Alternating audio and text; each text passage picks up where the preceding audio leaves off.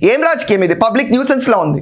ఈరోజు ఎవరు అగేన్స్ట్గా మాట్లాడితే వాళ్ళ ఫోన్ ట్యాప్ చేస్తారో అన్న అక్యూజేషన్స్ మీ పైన ఉన్నప్పుడు everyone feel unsafe with you. జనాలు they will be reluctant to attach with this political party కాదా? సో ఇదంతా అయిన తర్వాత కేసీఆర్ బయటకు వచ్చి చాలా జుబిలియంట్గా ఏముందయ్యా తొట్ట పీస్ కేసు, లీకుల వీరు ప్రభుత్వం లీకులు ఇస్తూ ఉంటారు, వేస్ట్, వీళ్ళు తేల్చినప్పుడు కదా నీ బొందబెడ అని చెప్పి ఇలా 4 తిట్లు తిడతాడని it's a stone. It's a stone. It's not derogatory language that I'm using. This is the derogatory statements we got to hear all these years. It's common. We have no other choice. ఒకప్పుడు 10 ఏళ్ళు ఒకళ్ళు power ఇచ్చినప్పుడు ఇలాంటి మాటలే వింటాం. అవి విన్నప్పుడు ఇదే మన కర్మ అనుకుని బతకాలి. నీట్ అండ్ డీసెంట్ పాలిటిక్స్ అనేది ఈ రోజు దాకా చవి చూడలేదు ఎవరు. It's common. ఓటర్స్కి విజ్ఞత ఉంటే ఈ కష్టకాలం మనకు వచ్చుండేది కాదు.